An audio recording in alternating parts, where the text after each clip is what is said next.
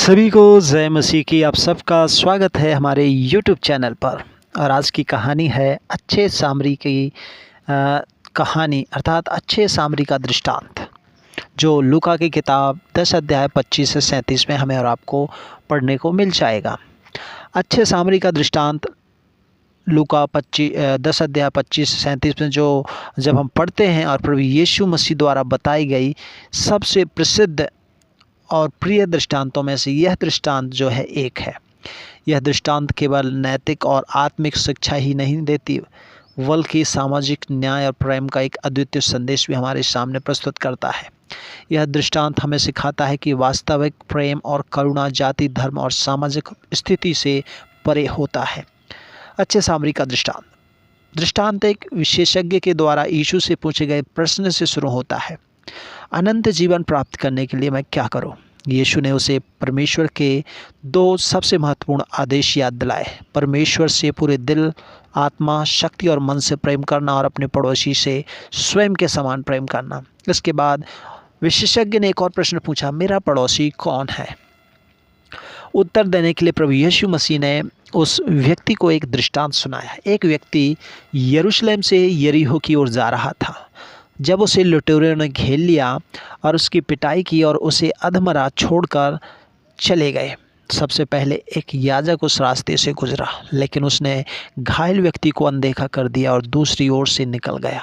फिर एक लेवी अर्थात धार्मिक सहायक भी आया, लेकिन उसने भी कोई मदद नहीं की और वो भी निकल गया।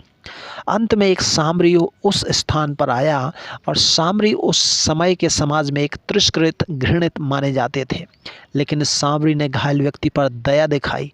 उसने उसकी देखभाल की, उसके घाव पर तेल और दाखरस डाला और उन्हें पट्टी भी बांधी।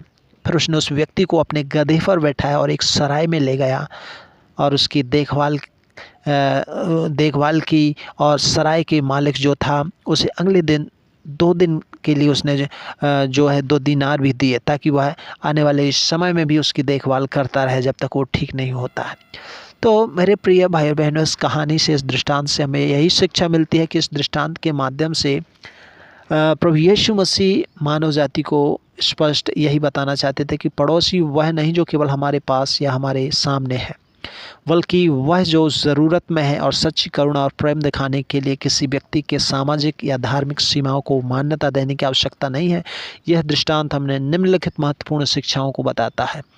सर्वप्रथम जो शिक्षा है वो है करुणा और दया का महत्व है। सच्ची करुणा दूसरों की पीड़ा को देखकर उन्हें मदद करने की प्रेरणा देती है, चाहे वो कोई भी हो। दूसरी, प्रतिक्रियाओं का महत्व। हमारे कार्य हमारी सच्ची मानवीयता को प्रकट करते हैं। याजक और लेवी के विपरीत सामरी ने कार्यों से सच्ची मानवता का एक परिचय दिया। तीसरा है सामाजिक बाधाओं को तोड़ना। सामरी और घायल व्यक्ति के बीच की सामाजिक बाधाओं के बावजूद सामरी ने दिखाई कि प्रेम और दया किसी भी प्रकार के सामाजिक भेदभाव से बढ़कर है। चौथी और अंतिम बात, प्रेम का व्यापक अर्थ। यीशु ने सिखाया कि हमें अपने पड़ोसी से प्रेम करना चाहिए, चाहे वो किसी भी जाति, धर्म या समाज के क्यों ना हो। इस कहानी से हमें, मेरे प्रिय भाई बहनों, यही शिक्षा मिलती है कि केवल एक नैतिक शिक्षा नहीं, बल्कि हमें यह अपने जीवन में वास्तविक प्रेम, करुणा और सेवा के महत्व को समझाने और अपनाने के लिए प्रेरित करता है। यह दृष्टांत हमें चुनौती देता है कि हम अपने दैनिक जीवन में प्रेम और करुणा को प्राथमिकता दें और बिना भेदभाव के सभी की मदद करें। इस प्रकार यह दृष्टांत न केवल व्यक्तिगत नैतिकता को बल्कि सामाजिक न्याय को भी प्रोत्साहित करता है। खुदा आप सबको बरकत देवे, आशीष देवे। यह कहानी आपको कैसी लगी, आप हमें कमेंट करके ज़रूर बताएं। God bless you, all of you.